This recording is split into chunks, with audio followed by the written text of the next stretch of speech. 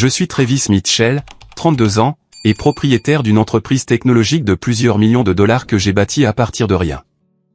Mon père m'a abandonné émotionnellement quand j'étais enfant, choisissant sa nouvelle femme et son fils gâté à chaque tournant. Maintenant, après 7 ans de silence, il est soudainement apparu à mon bureau, exigeant que j'embauche mon demi-frère inemployable comme manager. Quand j'ai refusé, l'enfer s'est déchaîné. Je leur ai dit qu'ils n'étaient plus ma famille et de sortir de ma vie pour de bon. Maintenant, ils sont en train de perdre leur maison et de supplier mon aide. Avant d'entrer dans cette histoire folle, dites-moi d'où vous regardez. Appuyez sur le bouton j'aime et s'abonner et attachez votre ceinture pour un drame familial que vous n'allez pas croire. Mon enfance a été ce que la plupart considéraient comme normale et heureuse. Ma mère Sarah et mon père Robert semblaient avoir un mariage solide. Nous vivions dans une modeste maison de 3 chambres dans une jolie banlieue de Chicago. Je me souviens des week-ends au parc, des soirées jeux en famille et de papa m'apprenant à faire du vélo sans petit trou. Ces souvenirs me semblent appartenir à quelqu'un d'autre maintenant. Des photographies floues d'une vie qui a disparu trop vite. Tout a changé quand j'ai eu 8 ans. Les disputes ont commencé petites mais sont devenues plus fréquentes et intenses. Je me cachais dans ma chambre, un oreiller sur les oreilles, essayant de bloquer les cris. Une nuit, papa a fait sa valise et est parti. 3 jours plus tard, maman m'a assise et a expliqué qu'il divorçait. Elle a essayé de me rassurer en me disant que ce n'était pas de ma faute, mais quel enfant de 8 ans comprend vraiment ça? Au début, l'arrangement de coparentalité semblait réalisable. Je passais la semaine avec maman et un week-end sur 2 avec papa dans son nouvel appartement. Ces premiers mois, papa a fait de gros efforts. Il m'emmenait au cinéma, au match de baseball, et me laissait veiller plus tard que maman. Mais ensuite, il a rencontré Diane. Diane travaillait dans la même compagnie d'assurance que papa. Elle avait un fils nommé Ethan qui avait 6 ans de moins que moi. La première fois que je les ai rencontrés, Diane était excessivement gentille, touchant mes cheveux et me qualifiant d'adorable d'une manière qui semblait fausse. Ethan a refusé de partager sa console de jeux portable et s'est plaint bruyamment lorsque nous sommes allés dans un restaurant que j'avais choisi. Papa s'est contenté de rire, disant « C'est comme ça que sont les enfants ». Mais ce n'était pas comme ça que j'étais. Maman m'avait toujours appris à dire s'il vous plaît et merci, à partager mes jouets et à penser aux autres. Les différences entre Ethan et moi étaient évidentes dès le début. Au fil des mois, nos week-ends ensemble ont changé. Au lieu d'activités que j'appréciais, nous avons commencé à faire des choses qu'Ethan voulait. Si je suggérais quelque chose de différent, Diane disait « Mais Ethan attend ça avec impatience toute la semaine ». Et papa se rangeait de leur côté. Mes préférences sont devenues secondaires, puis sans importance. Quand j'ai eu 10 ans, papa a quitté son appartement pour la maison de Diane dans un autre district scolaire. Ma chambre de week-end était en fait leur bureau à domicile avec un futon. Pendant ce temps, Ethan avait une grande chambre avec le dernier système de jeu, une télévision et des étagères débordant de jouets. Quand j'ai demandé pourquoi Ethan avait tant de choses, papa a expliqué qu'Ethan avait eu une période difficile depuis que son vrai père était parti, alors il voulait s'assurer qu'il se sente en sécurité. Apparemment, ma sécurité n'était pas une préoccupation. Leur mariage a eu lieu quand j'avais 12 ans. J'ai été forcé d'être le porteur d'alliance, assorti à Ethan, bien que je me sente trop vieux pour le rôle. Pendant la réception, j'ai entendu Diane dire à son ami « Nous sommes enfin une famille complète maintenant ». Je me souviens de la piqûre de ces mots. Dans son esprit, je ne faisais pas partie de leur famille complète. J'étais le visiteur du week-end, l'obligation. Ma mère est restée mon ancre émotionnelle à travers tout cela. Elle n'a jamais mal parlé de papa, bien qu'elle en ait eu tout à fait le droit. Au lieu de cela, elle s'est concentrée sur le fait de me construire. « Tu es plus fort que tu ne le sais, Travis. » Elle me disait quand je rentrais bouleversé d'un week-end avec papa. Elle travaillait des quarts supplémentaires en tant qu'infirmière pour nous faire vivre. Souvent, elle avait l'air épuisée, mais elle ne se plaignait jamais. Vers 13 ans, j'ai découvert ma passion pour les ordinateurs et la technologie. Maman a réuni assez d'argent pour m'acheter un ordinateur basique pour Noël. J'ai appris le codage tout seul, passant des heures à apprendre des langages et à construire des programmes simples. Quand j'ai essayé de montrer à papa mon premier jeu réussi, un simple jeu de tir spatial, il l'a regardé pendant peut-être 10 secondes avant qu'Ethan ne demande de l'attention pour sa nouvelle figure de skateboard. Papa n'est jamais revenu voir le reste de mon jeu. Le contraste entre la façon dont il nous traitait est devenu plus prononcé pendant les vacances et les anniversaires. Pour mon 14e anniversaire, papa et Diane m'ont offert une carte cadeau de 25 $ pour une librairie. La même année, ils ont acheté à Ethan un ordinateur de jeu de 1000 $ pour avoir obtenu des C au lieu de D. Nous devons encourager son amélioration, a expliqué papa quand j'ai remis en question la disparité. Mes indirects ont reçu une tape dans le dos, et, c'est ce que nous attendons de toi, Travis. Noël n'était pas différent. Mes cadeaux étaient pratiques. Des vêtements, des fournitures scolaires et parfois des livres. La pile d'Ethan était toujours massive. Les derniers appareils électroniques, des vêtements coûteux et tous les jouets à la mode cette année-là. Un Noël, quand j'avais 15 ans, papa a oublié de retirer les étiquettes de prix. Mes cadeaux totalisaient moins de 100 $. Ceux d'Ethan dépassaient les 2000. À travers tout cela, j'ai appris l'autonomie. J'ai cessé d'attendre que papa se présente aux événements scolaires ou s'intéresse à mes réalisations. Je me suis concentré sur ce que je pouvais contrôler, mes notes, mes compétences croissantes en programmation et le travail à temps partiel que j'ai obtenu à 16 ans, travaillant dans un atelier de réparation informatique local. Le propriétaire, Monsieur Martinez, m'a enseigné les bases du matériel et est devenu plus un mentor que mon père ne l'a jamais été. J'ai construit des murs émotionnels pour me protéger de la déception. Chaque fois que papa annulait notre week-end à la dernière minute parce qu'Ethan avait un événement spécial, je faisais semblant que cela ne me dérangeait pas. J'ai canalisé toute ma douleur en détermination. Si je n'allais pas avoir le soutien de mon père, je réussirais malgré lui et non grâce à lui. À 16 ans, j'avais pleinement embrassé mon indépendance. Mes notes étaient excellentes. J'avais un petit groupe d'amis fidèles, et mes compétences en programmation informatique avaient considérablement progressé. J'ai participé à un concours technologique à l'échelle de l'État avec un système de gestion de base de données que j'avais développé pour les petites entreprises. Les finales étaient prévues un samedi, un de mes week-ends avec papa.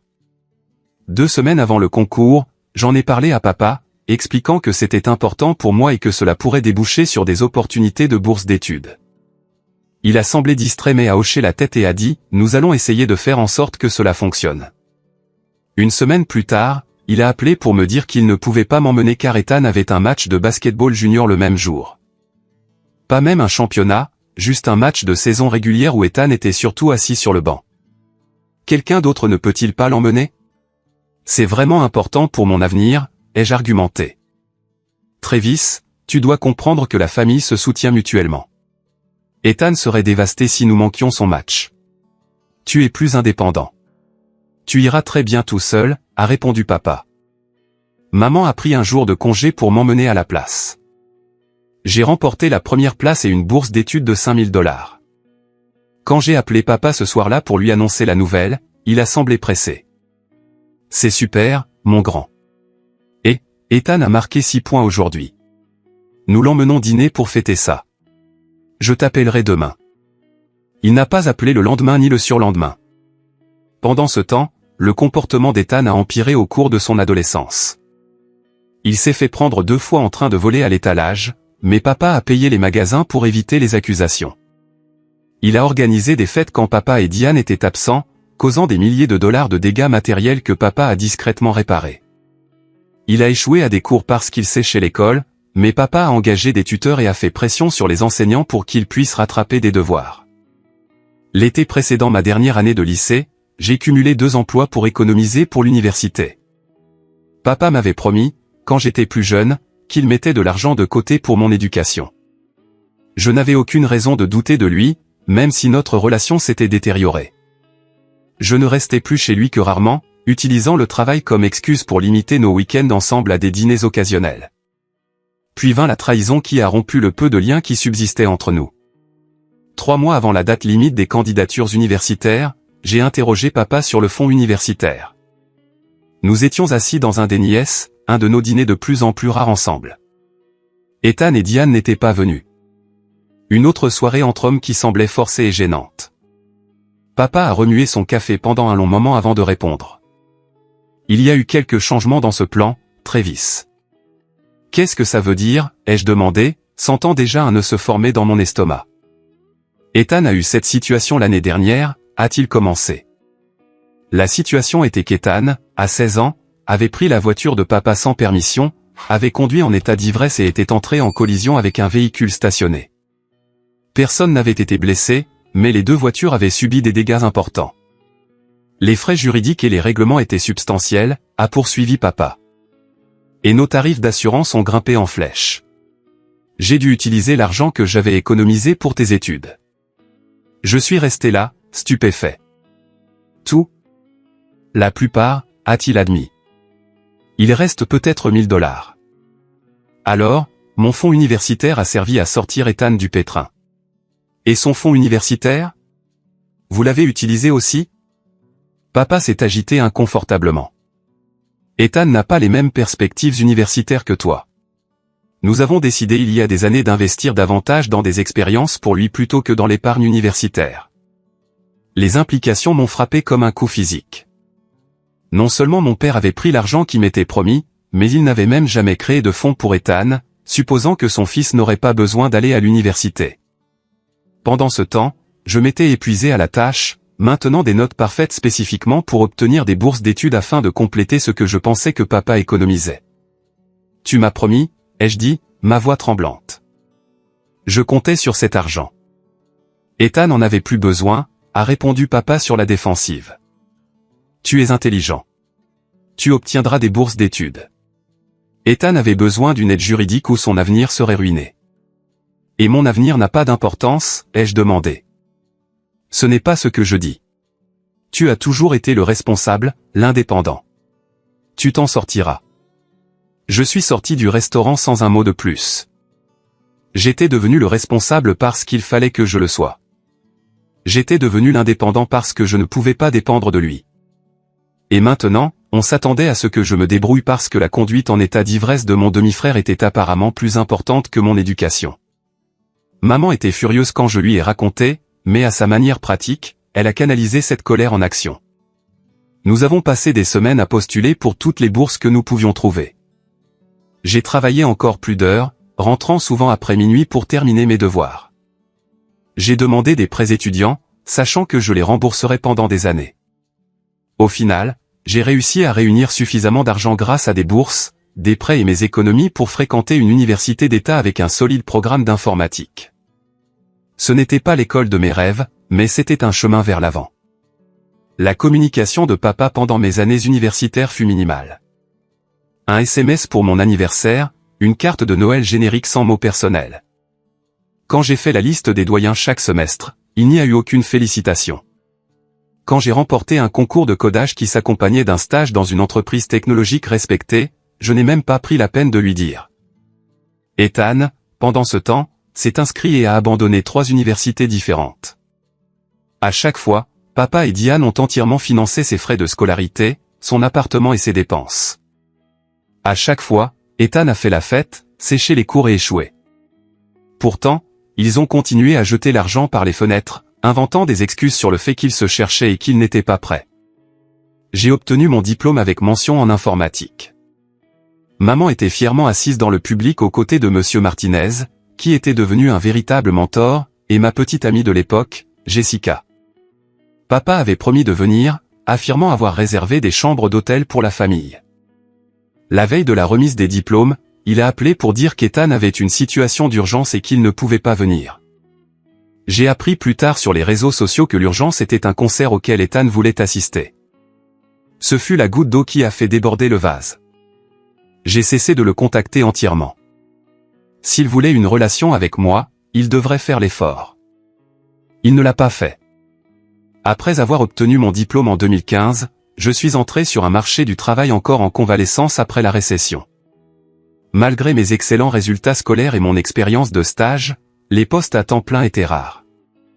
Après 3 mois de recherche et des économies qui diminuaient, j'ai accepté un emploi dans une petite entreprise technologique qui payait à peine plus que le salaire minimum.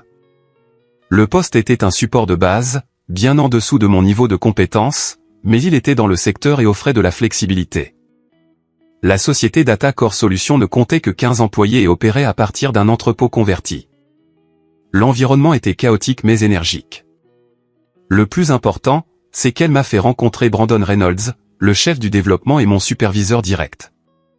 Brandon avait la quarantaine, un programmeur autodidacte qui avait gravi les échelons sans diplôme officiel. Il a immédiatement remarqué mon potentiel. « Tu es surqualifié pour le travail d'assistance technique », m'a-t-il dit lors de ma 2e semaine. « Montre-moi ce que tu peux faire d'autre. » Je suis resté tard après mes quarts de support pour aider avec des projets de codage. Brandon m'a donné des tâches de plus en plus complexes et j'ai obtenu des résultats qui ont dépassé les attentes. 6 mois plus tard, il a plaidé pour ma promotion au poste de développeur junior avec une modeste augmentation de salaire. Ce n'était pas la liberté financière, mais c'était un progrès. Pendant ce temps, je vivais dans un petit studio avec des meubles d'occasion. Je prenais le bus pour aller au travail, j'emballais mes repas et je vivais avec un budget strict.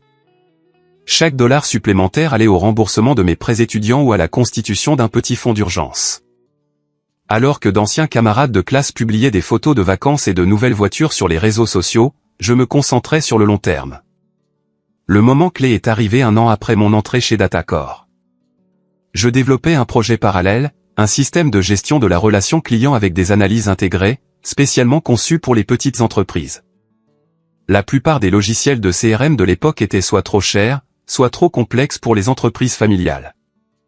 Ma solution était intuitive, abordable et évolutive.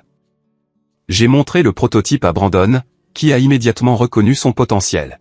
« Cela pourrait être énorme », a-t-il dit après l'avoir testé. « Avez-vous pensé à le développer commercialement ?» Pendant les 6 mois suivants, Brandon et moi avons affiné le concept le soir et le week-end. Lorsque nous avons eu un produit viable, Brandon a fait une proposition inattendue. Il avait 75 000 $ d'économie et a proposé de les investir comme capital de démarrage si je quittais mon emploi et me consacrais à la start-up à temps plein. Il continuerait à travailler chez Datacore, mais servirait de conseiller et de partenaire silencieux avec une participation de 30%. C'était terrifiant et exaltant. À 24 ans, avec des dettes étudiantes et des économies minimes, lancer une entreprise semblait téméraire. Mais la confiance de Brandon en moi était inébranlable, et l'alternative était de passer des années à gravir les échelons d'une entreprise. J'ai sauté le pas. J'ai nommé l'entreprise Mitchell Systems, et la première année fut brutale. Je travaillais depuis mon appartement, vivant des investissements de Brandon tout en développant le produit. Il y a eu des défis techniques, des erreurs de marketing et des moments de doute paralysants. 3 clients potentiels se sont retirés à la dernière minute. Un concurrent a lancé un produit similaire à un prix inférieur. Mon ordinateur portable est tombé en panne au milieu d'une phase de développement cruciale, me forçant à utiliser une partie importante de nos fonds en baisse pour de nouveaux équipements. Mais il y a eu aussi des victoires. Notre premier client payant, un fleuriste local, a signalé une augmentation de 20% de ses clients réguliers après la mise en œuvre de notre système. Le bouche-à-oreille a conduit à 3 clients supplémentaires. Un petit blog d'entreprise a présenté notre logiciel, ce qui a entraîné une vague de demandes de renseignements. Au 14e mois, nous générions suffisamment de revenus pour couvrir les coûts d'exploitation de base. La percée est venue lorsqu'une chaîne régionale de 30 quincailleries a adopté notre système. Leurs affaires ont augmenté si considérablement que le propriétaire est devenu un évangéliste informel pour notre produit, référant des dizaines de contacts commerciaux. Soudain, nous avions une liste d'attente de clients. J'ai embauché mes 2 premiers employés au 18e mois, un développeur pour aider à adapter le logiciel et un représentant commercial pour gérer l'intérêt croissant. Nous avons déménagé dans un petit bureau. Brandon a réduit ses heures chez Datacore pour passer plus de temps avec l'entreprise. À la fin de la 2e année, nous avions 15 employés et étions rentables. La croissance s'est poursuivie à un rythme régulier. J'ai réinvesti presque tous les bénéfices dans l'entreprise, donnant la priorité au développement de produits et aux services clients plutôt qu'au marketing ou à des bureaux fantaisistes. Nos clients sont restés avec nous parce que le logiciel fonctionnait et parce que nous les traitions comme des partenaires plutôt que comme des sources de revenus. Ma philosophie d'entreprise a été façonnée par mes expériences personnelles. J'ai bâti une entreprise où le mérite et le travail acharné étaient reconnus et récompensés. Nous embauchions en fonction des compétences et du potentiel, pas des diplômes ou des relations. J'ai mis en place le partage des bénéfices, afin que chacun profite de notre succès collectif.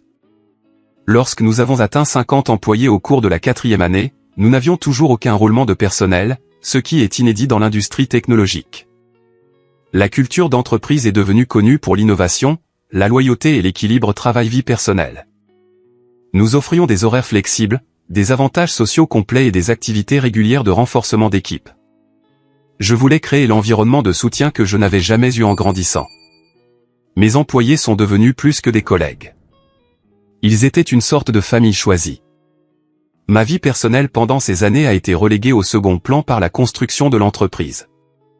J'ai eu des relations occasionnelles, mais rien de sérieux ne s'est développé. Jessica et moi nous étions séparés peu après la remise des diplômes lorsque son travail l'avait emmenée en Californie. Il y a eu quelques relations à court terme après cela, mais les exigences de l'entrepreneuriat laissaient peu de temps ou d'énergie émotionnelle pour la romance. Au lieu de cela, j'ai construit un cercle restreint d'amis qui comprenaient le parcours de l'entrepreneur. Brandon et sa femme m'ont souvent inclus dans les réunions de famille. Plusieurs amis d'université sont restés proches, et nous avons pris le temps de nous réunir régulièrement malgré des emplois du temps chargés. Maman et moi nous parlions chaque semaine, et je l'emmenais me rendre visite plusieurs fois par an. En 2024, 7 ans après son lancement, Mitchell System avait dépassé tout ce que j'avais imaginé. Nous employions plus de 70 personnes. Notre logiciel desservait plus de 3000 entreprises à travers le pays, et la valorisation de l'entreprise atteignait 20 millions de dollars. Les publications sectorielles nous reconnaissaient comme un leader innovant en matière de solutions pour petites entreprises. De plus grandes sociétés avaient fait des offres d'acquisition, que j'ai poliment déclinées. Ma situation financière personnelle avait également été transformée. Après des années de vie modeste, j'ai finalement acheté une maison. Pas un manoir, mais une confortable maison de 4 chambres dans un bon quartier avec un espace de bureau dédié. J'ai remboursé intégralement mes prêts étudiants. Plus important encore, j'ai préparé la retraite de maman, en lui achetant un appartement près de chez moi et en créant un compte d'investissement qui lui assurerait de ne plus jamais avoir à se soucier de l'argent. « Tu n'avais pas à faire ça », a-t-elle protesté quand je lui ai montré l'appartement. « Tu as fait des doubles services pendant des années pour nous soutenir. » Je lui ai rappelé, « Tu n'as jamais abandonné. C'est le moins que je puisse faire. » Pendant toutes ces années de construction et de croissance, il n'y a eu aucun contact avec papa, Diane ou Ethan. La dernière fois que j'avais eu de leurs nouvelles par des connaissances communes, c'est qu'Ethan travaillait dans une concession automobile, mais qu'il avait été licencié pour s'être présenté en retard à plusieurs reprises. Papa était toujours dans la même compagnie d'assurance, ayant atteint le niveau de cadre intermédiaire, mais sans aller plus loin. Ils avaient déménagé dans une plus grande maison dans une banlieue aisée, vivant au-delà de leurs moyens comme d'habitude, j'ai supposé. Je ne pensais pas souvent à eux. J'avais construit une vie entièrement séparée de mes blessures d'enfance, du moins c'est ce que je pensais, jusqu'à ce que mon téléphone sonne un mardi après-midi ordinaire, et que je vois le nom de mon père sur l'identifiant de l'appelant pour la première fois en 7 ans. L'appel est arrivé alors que j'étais en train de passer en revue les projections trimestrielles avec mon équipe financière. Je me suis excusé, entrant dans mon bureau avec une étrange oppression thoracique. Un instant, j'ai envisagé de le laisser aller à la messagerie vocale, mais la curiosité l'a emporté. « Allô » ai-je répondu, gardant ma voix neutre. « Travis, c'est ton père. » Sa voix semblait plus âgée, mais le ton familier a ravivé un flot de souvenirs indésirables. « Oui, je sais. »« Qu'est-ce qu'il y a » ai-je demandé, sans me soucier des plaisanteries. J'espérais que nous pourrions nous retrouver. Ça fait trop longtemps. Il semblait mal à l'aise mais amical, comme si nous nous étions éloignés par négligence mutuelle plutôt que par ses choix répétés de privilégier son autre famille. 7 ans, ai-je déclaré platement. Oui, eh bien, il s'est raclé la gorge. J'ai entendu parler de ton succès, de l'entreprise que tu as bâtie. Je suis fier de toi, mon fils. Le mot « fils » a résonné comme une fausse note dans une chanson. Il avait perdu le droit à la fierté paternelle il y a des années. Merci, ai-je répondu, ne sachant pas quoi dire d'autre. Je pensais que nous pourrions peut-être dîner. Toute la famille pour reprendre contact. Diane et Ethan aimeraient te voir aussi. J'en doutais fort, mais je me suis retrouvé à accepter de les rencontrer dans un restaurant de steak à mi-chemin entre nos maisons le vendredi suivant. Après avoir raccroché, je me suis assis à mon bureau, me demandant ce qui avait motivé ce désir soudain de renouer après 7 ans de silence. Les jours précédant le dîner furent remplis d'une anxiété inhabituelle. J'ai mentionné les retrouvailles à venir à maman lors de notre appel hebdomadaire. « Es-tu sûr de ça, Travis » a-t-elle demandé, la préoccupation évidente dans sa voix. « Pas vraiment » ai-je admis. « Mais je suis curieux de savoir pourquoi il m'a contacté maintenant. » protège-toi juste, a-t-elle conseillé. Tu as bâti une bonne vie. Ne les laisse pas perturber ça. Vendredi est arrivé et je me suis rendu au restaurant avec un nœud à l'estomac. Je suis délibérément arrivé 10 minutes en retard, ne voulant pas m'asseoir seul à les attendre. Ils étaient déjà assis à une table dans un coin. Papa s'est levé quand je me suis approché, tendant maladroitement la main avant de passer à un demi-câlin que j'ai accepté avec raideur. Il avait considérablement vieilli, ses cheveux étaient maintenant complètement gris, des rides plus profondes autour de ses yeux et une légère bedaine qui tirait sur sa chemise boutonnée. Malgré les changements physiques, il portait le même après-rasage, déclenchant des souvenirs que je pensais avoir enterrés. « Tu as bonne mine, Travis », a-t-il dit, examinant mon costume sur mesure et ma montre. Diane s'est levée à côté de lui, ses cheveux blonds teints et ses bijoux excessifs inchangés. « Oh, Travis, regarde-toi, si grand et si réussi. » Elle a tenté de m'embrasser la joue, mais j'ai subtilement décalé, de sorte qu'elle n'a attrapé que l'air. Son parfum était accablant. Ethan est resté assis, offrant un bref signe de tête. Il avait pris beaucoup de poids, son visage était gonflé et son teint mauvais. Sa chemise polo de marque avait une petite tache sur le col, et sa poignée de main était molle lorsqu'il l'a finalement tendue. « Ravi de vous voir tous », ai-je menti, prenant place et me dirigeant immédiatement vers le verre d'eau. La conversation initiale fut douloureusement artificielle. Des questions sur mon entreprise qui montraient qu'il l'avait recherchée mais comprenait peu ce que nous faisions réellement. Des commentaires sur la météo, le restaurant, le trafic en chemin. Papa a mentionné des connaissances communes dont je me souvenais à peine. Le fils de Bill Johnson, vous vous souvenez de lui dans le quartier. Il vient d'être nommé associé dans son cabinet d'avocat, a dit papa avec insistance, comme pour comparer mes réalisations. C'est super, ai-je répondu sans intérêt. Je n'avais pas pensé au Johnson depuis 15 ans. Un serveur est venu prendre nos commandes, offrant un bref répit à la conversation tendue. J'ai remarqué que papa commandait une bouteille de vin cher sans vérifier le prix. Inhabituel pour un homme qui s'était toujours plaint des majorations des restaurants. Alors que les amuse-gueules arrivaient, Diane a pris le contrôle de la conversation. Nous avons toujours su que tu réussirais bien, Travis. Même quand tu étais petit, Robert disait, ce garçon ira loin. Nous parlons de toi tout le temps. L'histoire révisionniste était déroutante. Dans leur version, ils m'avaient toujours soutenu, toujours cru en moi. Papa a hoché la tête, ajoutant, la façon dont tu as si vite appris l'informatique. J'ai dit à mes collègues de travail, mon fils est un naturel. J'ai laissé les mensonges s'installer, curieux de voir jusqu'où ils iraient avec ce récit fabriqué. Entre les commentaires, j'ai observé leurs interactions. Papa s'en remettait à Diane sur la plupart des sujets.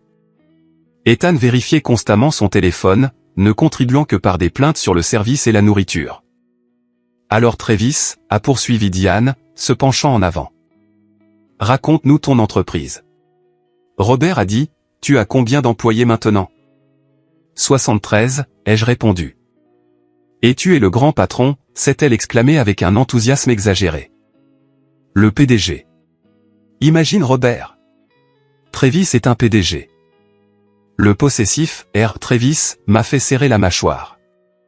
Je n'étais pas à eux d'une manière significative. Et toi, Ethan, ai-je demandé en changeant délibérément de sujet. Qu'est-ce que tu fais ces jours-ci? Il a haussé les épaules, l'air mal à l'aise. Entre deux choses en ce moment, le marché du travail est difficile. Papa a rapidement interrompu. Ethan était en vente chez Hamilton Motors jusqu'à récemment. Problème de gestion, n'est-ce pas, mon fils? Ethan a marmonné quelque chose à propos de superviseurs incompétents et a pris plus de pain. Pendant tout le dîner, j'ai remarqué que papa portait une Rolex que je n'avais jamais vue auparavant. Diane a mentionné leur récent voyage à Canquin. Ethan s'est plaint des problèmes de transmission de son Audi relativement neuve. Pourtant, il y avait des signes de tension financière sous les démonstrations de prospérité. Le coup d'œil subtil de papa quand l'addition est arrivée. Le commentaire de Diane sur la réduction des heures de la femme de ménage. La remarque d'Ethan sur son retour temporaire à la maison. Alors que le dessert était servi, papa s'est penché en avant avec une décontraction forcée. Nous devrions refaire ça bientôt. Peut-être pourrais-tu venir à la maison la prochaine fois, Diane cuisine merveilleusement bien. Ou vous pourriez venir voir chez moi, ai-je suggéré, observant leur réaction. L'acceptation enthousiaste fut immédiate et révélatrice. Nous aimerions ça, a s'exclamé Diane. N'est-ce pas, Robert? Nous avons fixé une date pour le week-end suivant. Alors que nous nous dirigions vers le parking, papa est resté en arrière avec moi tandis que Diane et Ethan avançaient. C'est vraiment bien de te voir si bien réussir, Travis, a-t-il dit, sonnant presque sincère. J'ai toujours su que tu en étais capable. Vraiment, ai-je demandé, incapable de cacher le ton tranchant dans ma voix. Il a semblé ne pas le remarquer, me tapant sur l'épaule. Bien sûr, tu as toujours été le plus intelligent. Je suis rentré chez moi avec une suspicion grandissante quant à leur soudaine réapparition dans ma vie. Plus tard ce soir-là, curieux, j'ai recherché Ethan sur les réseaux sociaux. Son profil était principalement privé, mais de récents posts publics incluaient des plaintes concernant des employeurs ingrats et comment, la famille et tout ce sur quoi on peut compter. Une connaissance commune a confirmé ce que je soupçonnais. Ethan avait été licencié de la concession automobile il y a 3 mois pour avoir constamment manqué ses objectifs de vente et des disputes avec la direction. Le lendemain matin, Diane m'a envoyé un SMS rempli d'émojis et de points d'exclamation, disant à quel point c'était merveilleux de retrouver notre famille et à quel point elle m'avait toujours considéré comme un second fils. La flatterie transparente n'a fait qu'approfondir mon scepticisme quant à leur motivation. Mon instinct me disait qu'il y avait un programme derrière ces retrouvailles. Le dîner du dimanche chez moi allait révéler si mes soupçons étaient fondés. J'ai passé la semaine à ne délibérément pas me préparer à leur visite. Ma maison était déjà bien entretenue, et je refusais de faire des efforts spéciaux pour des gens qui n'en avaient jamais fait pour moi. J'ai commandé de la nourriture auprès d'un traiteur haut de gamme, non pas pour les impressionner, mais parce que je ne voulais pas perdre de temps à cuisiner. Ils sont arrivés ponctuellement à 18 h, papa portant une bouteille de vin coûteuse que je savais être au-delà de sa fourchette de prix habituelle. Leurs réactions en entrant chez moi furent exactement ce que j'avais anticipé. Un mélange d'envie mal dissimulée et de louanges exagérées. C'est juste magnifique, Travis, s'est exclamé Diane, les yeux balayant la pièce pour évaluer la valeur de tout. Vous avez un goût tellement merveilleux. Papa a sifflé d'un air appréciateur devant l'espace de vie à air ouverte avec des fenêtres allant du sol au plafond donnant sur un petit jardin bien entretenu. Tu as bien réussi, mon fils. Vraiment bien. Ethan a dit peu de choses, mais s'est promené, touchant des objets, ramassant le contrôleur de la maison intelligente, examinant mon système de divertissement, regardant l'œuvre d'art sur les murs comme s'il cherchait des étiquettes de prix. Je leur ai fait une brève visite, remarquant comment Diane s'attardait dans mon bureau à domicile où des récompenses et des étapes importantes de l'entreprise étaient affichées. Papa a posé des questions précises sur le quartier et la valeur des propriétés.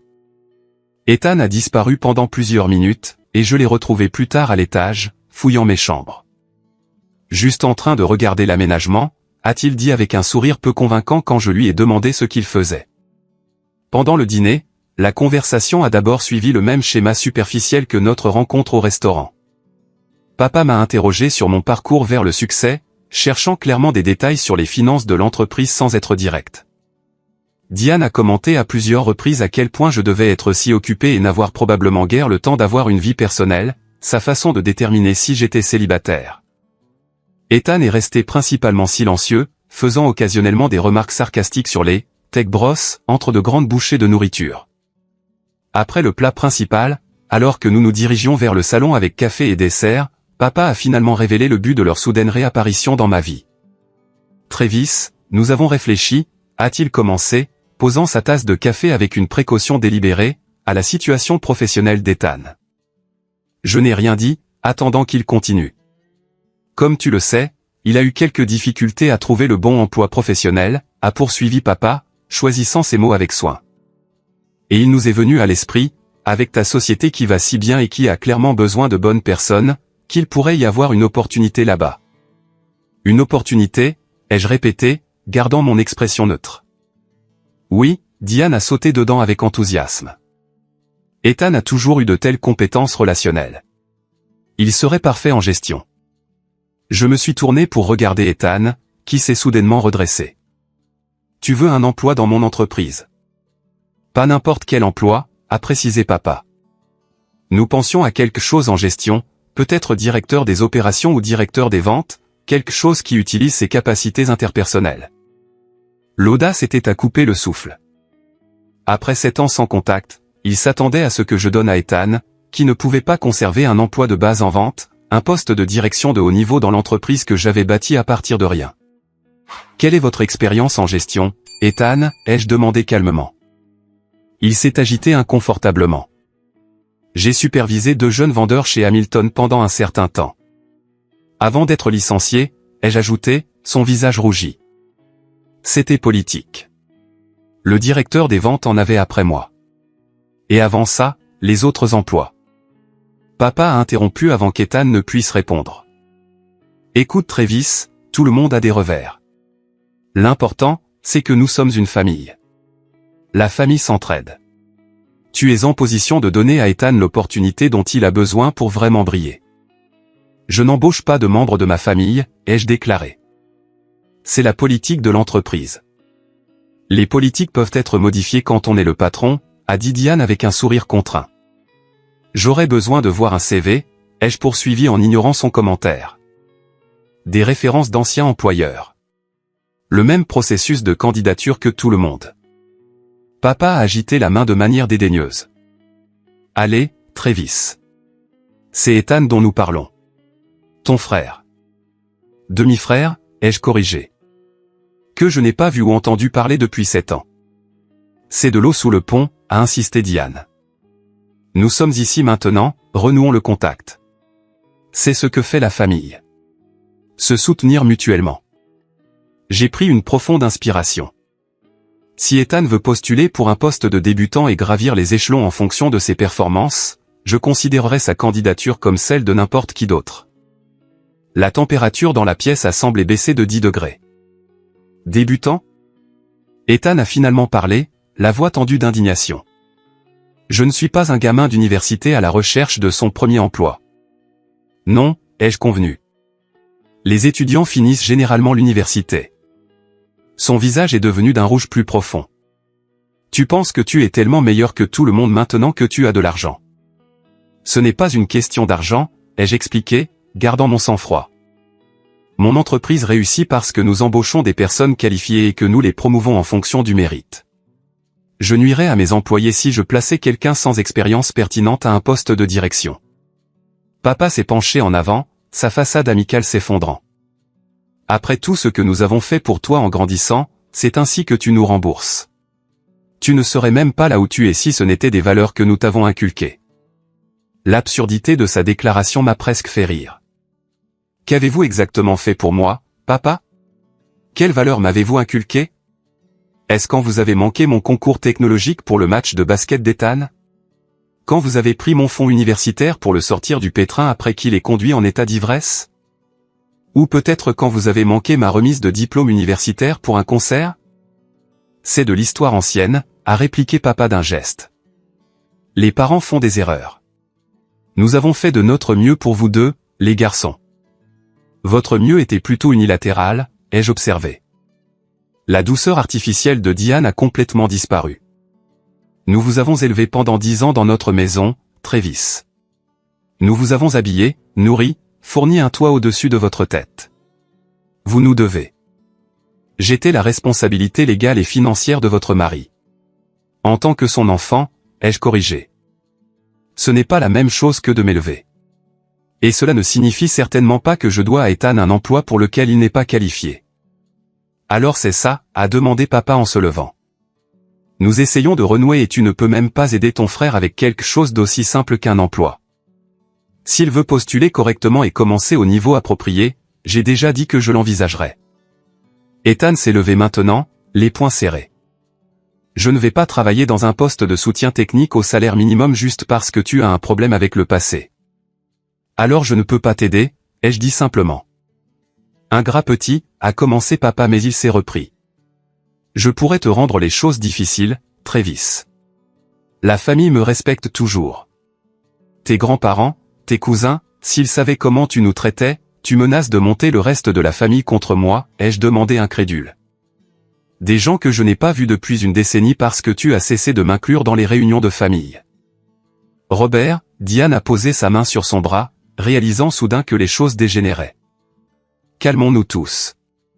Travis, chéri, nous te demandons juste d'envisager d'aider la famille en cas de besoin. Ethan a des dettes étudiantes de ses universités. Les universités qu'il a abandonnées, ai-je ajouté. Il a essayé, a-t-elle claqué. Tout le monde n'est pas comme toi. Certaines personnes ont besoin de plus de soutien, de plus de chance. Je suis d'accord, ai-je dit, me levant aussi. Et il a eu des dizaines de chances de votre part, mais pas avec mon entreprise. Pas avec la subsistance de 73 personnes qui dépendent d'un leadership compétent. Papa a pointé son doigt vers moi. Tu m'écoutes? Après tout ce que j'ai sacrifié pour toi en grandissant, c'était le point de rupture. Sacrifié. Que as-tu exactement sacrifié?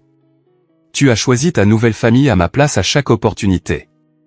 Tu m'as abandonné émotionnellement, puis financièrement. Tu as clairement fait savoir qu'Ethan était ta priorité, ton vrai fils, et maintenant tu te présentes après 7 ans de silence parce que tu veux quelque chose.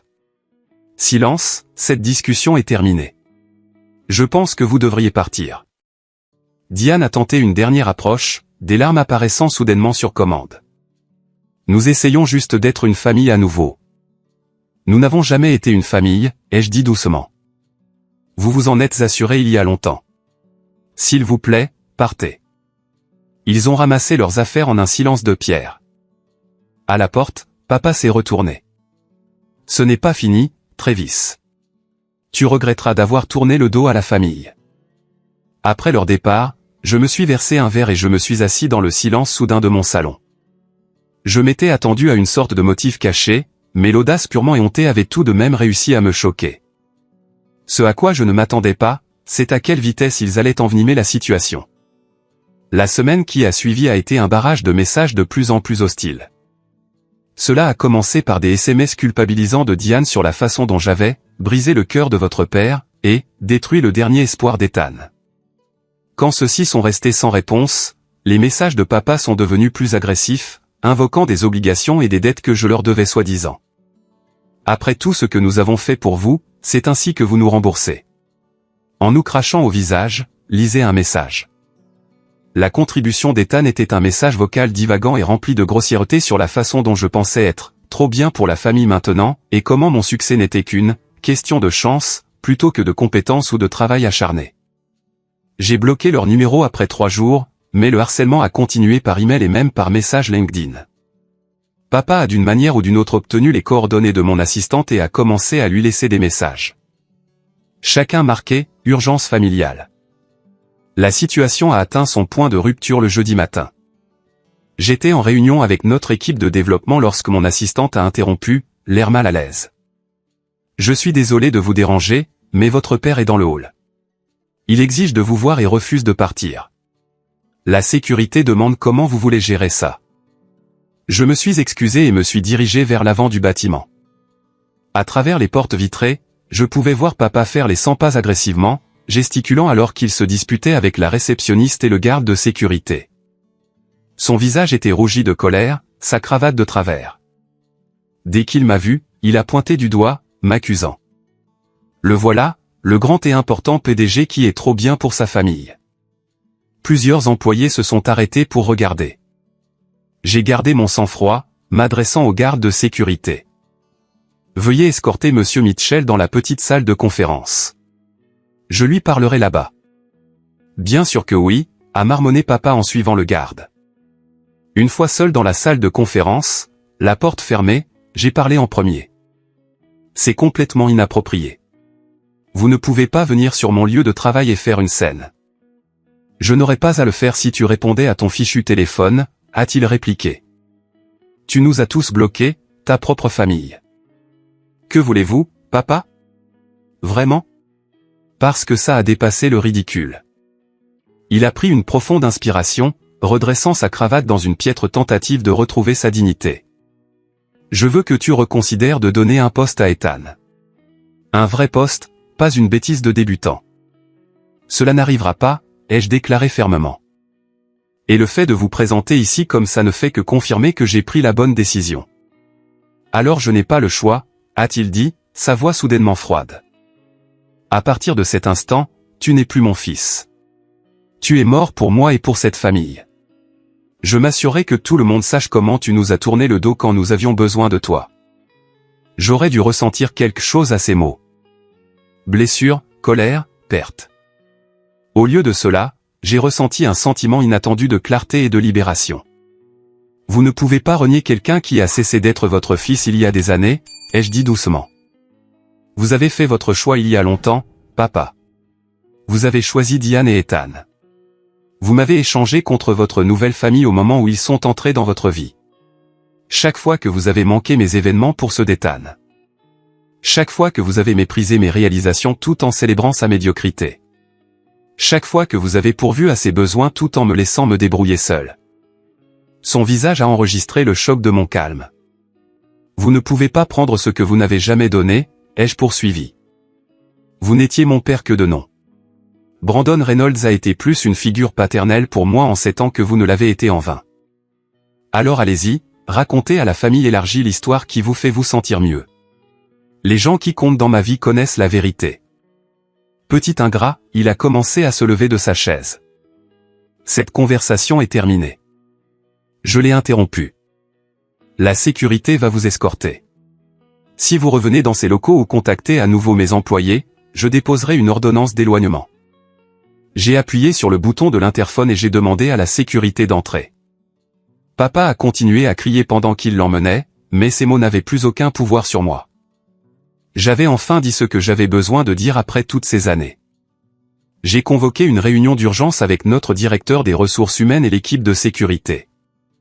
Nous avons mis en place des protocoles pour prévenir de nouvelles perturbations. Notification d'alerte à la réception, domaine de messagerie bloqué, instruction de contact mise à jour.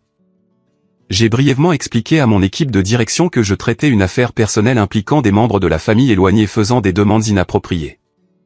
Votre famille essaie d'obtenir des emplois ici, a demandé mon directeur des opérations, confus.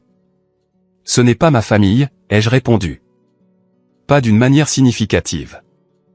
Les conséquences ont duré plusieurs jours. Diane a laissé des messages vocaux en larmes sur mon téléphone personnel. Ethan a posté des messages vagues et menaçants sur les réseaux sociaux que des connaissances communes m'ont transmis. Papa a apparemment appelé plusieurs membres de la famille élargie car j'ai reçu un email confus d'une tante à qui je n'avais pas parlé depuis des années, me demandant pourquoi je rejetais la réconciliation. Je n'ai répondu à rien de tout cela. La rupture était totale et je m'en sentais plus léger. 3 semaines plus tard, j'ai reçu un appel inattendu d'une ancienne voisine de la communauté de mon père. Madame Wilkins m'avait toujours été gentille quand j'étais enfant et avait apparemment suivi de loin mon succès. Je pensais que vous devriez savoir, a-t-elle dit hésitante. Votre père a perdu son emploi le mois dernier. La compagnie d'assurance a procédé à des licenciements massifs. Je vois maintenant le panneau à vendre devant leur maison. Je l'ai remercié pour l'information sans faire d'autres commentaires. Plus tard dans la journée, un email est apparu dans mon compte professionnel d'une adresse que je ne reconnaissais pas. C'était de Diane, qui avait créé un nouvel email pour contourner mes blocages. Travis, je sais que nous avons une eau différente, mais je vous contacte en désespoir de cause. Il commençait. Votre père a perdu son poste en raison d'une réduction d'effectifs. Nous avons des difficultés financières depuis un certain temps, essayant d'aider Ethan avec ses dettes. Maintenant, nous avons 3 mois de retard sur l'hypothèque et la banque saisie. Nous n'avons nulle part où aller. Je ne vous le demanderai pas si nous avions une autre option, mais nous avons besoin d'aide.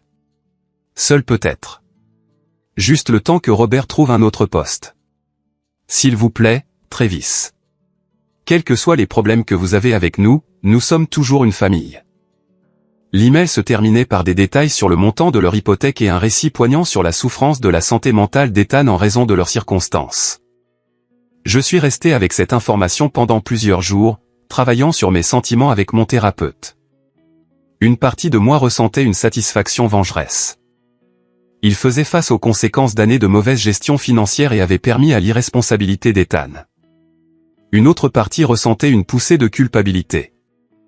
Le conditionnement culturel sur les obligations familiales est profond. Après mûre réflexion, j'ai rédigé une réponse. Diane, je suis désolé d'apprendre vos difficultés financières. Cependant, je ne fournirai aucune aide financière. La relation entre nous a été rompue par vos propres actions et choix au fil de nombreuses années, culminant avec votre récente tentative d'exploiter mon succès au profit d'Ethan. Je ne vous souhaite aucun mal, mais je ne peux et ne prendrai pas la responsabilité de vos décisions financières. Il existe des services sociaux et des ressources de conseils financiers disponibles dans votre communauté qui peuvent vous être utiles.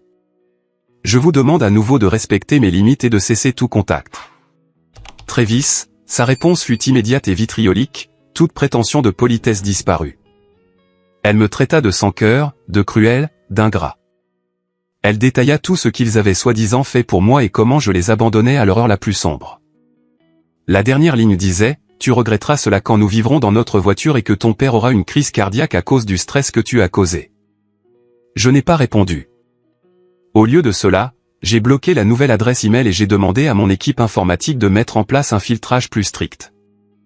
La culpabilité que j'aurais pu ressentir a été balayée par ces tactiques manipulatrices. J'avais pris la bonne décision. Cette nuit-là, j'ai appelé maman et je lui ai raconté tout ce qui s'était passé. Elle a écouté sans m'interrompre, puis a soupiré lourdement. « Tu sais, Travis, pendant des années, j'ai pris soin de ne jamais mal parler de ton père. Je voulais que tu te fasses tes propres opinions, mais je vais te dire ceci maintenant. Tu as fait la bonne chose. Tu ne leur dois rien. Ta responsabilité est envers ton propre bien-être et l'entreprise que tu as bâtie. » Sa validation signifiait tout. « Merci, maman. Pour tout. N'oublie pas, » a-t-elle ajouté doucement. Leurs problèmes ne sont pas de ta faute et ce n'est pas ta responsabilité de les régler. Tu as brisé le cycle. Sois fier de ça. La confrontation avec mon père et sa famille m'a laissé des séquelles émotionnelles inattendues. Bien que j'ai gardé mon sang-froid tout au long de l'épreuve, les semaines suivantes ont apporté des vagues de colère, de chagrin et de confusion qui m'ont surpris. J'avais pensé que ces blessures étaient depuis longtemps guéries, mais les récents événements avaient arraché des croûtes dont je ne savais pas qu'elles restaient. Sur la suggestion de Brandon, j'ai commencé à consulter le docteur Marissa Chen, une thérapeute spécialisée dans les traumatismes familiaux. Initialement sceptique, j'ai trouvé nos séances de plus en plus précieuses. Elle m'a aidé à comprendre que mes expériences d'enfance avaient façonné mes comportements d'adulte d'une manière que je n'avais pas reconnue, mon intense autonomie, mon malaise avec la vulnérabilité, ma tendance à trop travailler. Vous avez bâti une vie impressionnante malgré l'abandon que vous avez vécu, a observé le docteur Chen lors d'une séance. Mais une partie de vous est toujours ce garçon qui essaie de prouver sa valeur par l'accomplissement. Est-ce si grave, ai-je demandé. Cela a mené au succès. Au succès, oui. Mais cela a-t-il mené à l'épanouissement? À la connexion? Sa question m'a hanté pendant des jours. J'avais bâti une entreprise florissante, une sécurité financière et une vie confortable, mais des relations proches. Celles-ci restaient difficiles. J'avais des amis, certes, mais je maintenais la plupart des gens à une distance prudente. La romance avait été une série de connexions à court terme qui s'éteignaient lorsqu'elles devenaient trop intimes. Au cours de 6 mois de thérapie, j'ai commencé à aborder ces schémas. J'ai appris à reconnaître quand je me retirais dans le travail pour éviter le malaise émotionnel. J'ai pratiqué la mise en place de limites sans construire de murs. Plus important encore, j'ai commencé à intérioriser que l'abandon de mon père reflétait ses échecs, pas les miens. Pendant cette période de travail personnel, j'ai approfondi ma relation avec ma mère. Au-delà de nos appels hebdomadaires, j'ai commencé à partager davantage mon monde intérieur avec elle. Un week-end, je l'ai emmenée à Chicago et je lui ai montré l'entreprise que j'avais bâtie, la présentant à mon équipe et lui montrant l'impact de notre travail. « J'ai toujours su que tu ferais quelque chose d'extraordinaire », a-t-elle dit, les yeux brillants alors qu'elle visitait nos bureaux. « Mais plus que ton succès, je suis fier de l'homme que tu es devenu. La façon dont tu traites les autres, l'intégrité dont tu fais preuve, cela compte plus que n'importe quelle réussite commerciale. » J'ai également renoué avec la famille de ma mère, des cousins, des tantes et des oncles avec qui j'avais perdu le contact pendant mes années de construction intensive de l'entreprise. Mon cousin Jake et moi avons découvert un intérêt commun pour la randonnée, ce qui a conduit à des excursions mensuelles dans les parcs d'État voisins. Ma tante Patricia, la sœur de maman, m'a invité à des réunions de famille que j'avais précédemment refusées en raison d'engagement professionnel. J'ai commencé à y assister, trouvant une joie inattendue dans ces connexions. Pendant ce temps, Mitchell System a continué de prospérer. Inspiré par mon propre parcours, j'ai mis en œuvre une nouvelle initiative d'entreprise, un programme de mentorat pour les jeunes issus de milieux défavorisés. Nous nous sommes associés à des lycées et des collèges communautaires locaux pour identifier les étudiants ayant des aptitudes mais des ressources limitées, offrant des stages, des formations et des opportunités de bourse d'études. La première cohorte du programme comprenait Marcus, 17 ans, dont la mère célibataire cumulait 2 emplois pour subvenir aux besoins de sa famille. Son enthousiasme pour le codage me rappelait moi-même à cet âge. Mais contrairement à moi, il aurait des conseils et un soutien dans son parcours. Le voir s'épanouir sous le mentorat de notre développeur principal a apporté une satisfaction différente de toute réussite commerciale. Grâce à des connaissances communes, j'ai occasionnellement eu des nouvelles de la famille de mon père. Ils avaient en effet perdu leur maison, déménageant dans un petit appartement d'un quartier moins aisé. Papa a trouvé un emploi dans une agence d'assurance beaucoup plus petite avec une réduction de salaire significative. Ethan travaillait dans la vente au détail dans un magasin d'électronique. Ironiquement, un magasin qui vendait le logiciel de point de vente de notre entreprise. Il y avait une certaine symétrie à tout cela, bien que je ne tirais aucun plaisir de leurs difficultés. La colère que j'avais portée si longtemps s'est progressivement transformée en autre chose. Pas le pardon exactement, mais une sorte de libération. Il n'occupait plus une place importante dans mes pensées. J'avais cessé de vérifier les messages de leur part ou de m'inquiéter d'éventuelles confrontations. Le pouvoir qu'ils détenaient autrefois sur mes émotions s'était dissipé. Cette liberté émotionnelle a créé de l'espace pour de nouvelles connexions. Lors d'une conférence technologique à Boston, j'ai rencontré Alexis Raymond, une ingénieure logicielle brillante qui avait fondé sa propre start-up de technologie éducative. Contrairement aux relations précédentes où j'avais gardé des parties de moi-même soigneusement gardées, je me suis retrouvé à partager toute mon histoire avec elle. L'abandon de l'enfance, la confrontation récente, le parcours de guérison. Cela explique beaucoup de choses sur la culture de votre entreprise, a-t-elle observé après avoir écouté attentivement. Vous avez construit l'environnement de soutien que vous n'avez jamais eu. Notre relation s'est développée lentement mais profondément. Pour la première fois, j'étais avec quelqu'un qui me voyait tout entier. Le PDG prospère et l'enfant blessé, le leader confiant et l'homme qui apprenait encore à faire confiance. Alexis avait sa propre histoire familiale compliquée, créant une compréhension mutuelle qui semblait à la fois rare et précieuse. À mesure que notre connexion grandissait, ma compréhension de ce que signifiait une vraie famille grandissait également. Elle n'était pas définie par l'ADN ou les liens légaux, mais par le choix, le respect et une présence constante. Ma famille choisie comprenait Brandon et sa femme qui avaient cru en moi quand je n'avais rien d'autre qu'une idée. Elle comprenait mon équipe principale chez Mitchell System qui avait été là pendant les premières années difficiles. Elle comprenait maman qui avait tout sacrifié pour me donner la stabilité. Et maintenant, elle comprenait Alexis qui m'aimait non pas malgré mon histoire compliquée mais en pleine conscience de celle-ci. Un dimanche après-midi, près d'1 an après la confrontation finale avec mon père, Alexis et moi prenions un brunch avec maman et la famille de Brandon. En regardant autour de la table ces personnes qui avaient choisi d'être dans ma vie, qui avaient gagné leur place par la loyauté et l'amour, j'ai ressenti un profond sentiment de paix. Tu sais, ai-je dit à Alexis plus tard ce soir-là alors que nous marchions le long du lac, j'ai passé tellement d'années à penser que j'avais besoin de guérir d'avoir été indésirable. Mais cela n'a jamais été vrai. J'étais désiré, juste pas par lui, et c'était sa perte, pas la mienne. Elle m'a serré la main. Le rejet a été le prix de ta liberté de devenir qui tu es plutôt que qui il voulait que tu sois. À ce moment-là, j'ai réalisé le plus grand cadeau de ce difficile voyage. La liberté de construire une vie selon mes propres termes, guidée par les valeurs que j'avais choisies plutôt que celles héritées. Si et quand je deviendrai père moi-même, je briserai complètement le cycle. Créer un foyer où l'amour était inconditionnel, où les réalisations étaient célébrées mais jamais exigées pour l'appartenance. Où la famille signifiait se montrer constamment, pas seulement quand on avait besoin de quelque chose. L'entreprise continue de croître, mais mon sentiment d'identité n'est plus exclusivement lié à son succès. J'ai découvert la joie dans les espaces entre les réalisations. Lors de randonnées dominicales avec mon cousin et en apprenant à Marcus à conduire pendant les soirées calmes avec Alexis, discutant de livres plutôt que d'affaires. Le chemin à parcourir n'est pas sans défi. Les vieilles habitudes d'autoprotection réapparaissent occasionnellement. L'impulsion de se retirer dans le travail pendant le stress émotionnel nécessite une résistance consciente. Mais la différence maintenant, c'est la conscience. Je reconnais ces schémas comme des vestiges d'anciennes blessures plutôt que des vérités fondamentales sur qui je suis. S'il y a une sagesse que j'ai acquise de ce voyage, c'est que la famille n'est pas une obligation mais un privilège gagné par l'amour, le respect et l'attention constante.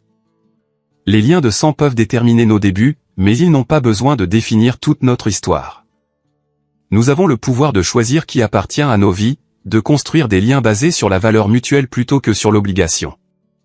Le plus grand acte d'amour de soi consiste parfois à s'éloigner de ceux qui ne peuvent pas voir votre valeur, créant un espace pour ceux qui le peuvent. Et la guérison la plus profonde ne vient pas de changer les autres, mais de changer les histoires que nous nous racontons sur ce que nous méritons. Alors, quelle est votre expérience avec les relations familiales? Avez-vous déjà dû établir des limites difficiles avec des proches? Aimez et abonnez-vous si cette histoire a résonné en vous et partagez dans les commentaires ci-dessous comment vous avez géré des dynamiques familiales complexes dans votre propre vie. N'oubliez pas que créer votre famille choisie pourrait être le travail le plus important que vous ayez jamais fait. Merci d'avoir écouté mon histoire et puissiez-vous trouver le courage d'écrire la vôtre à votre manière.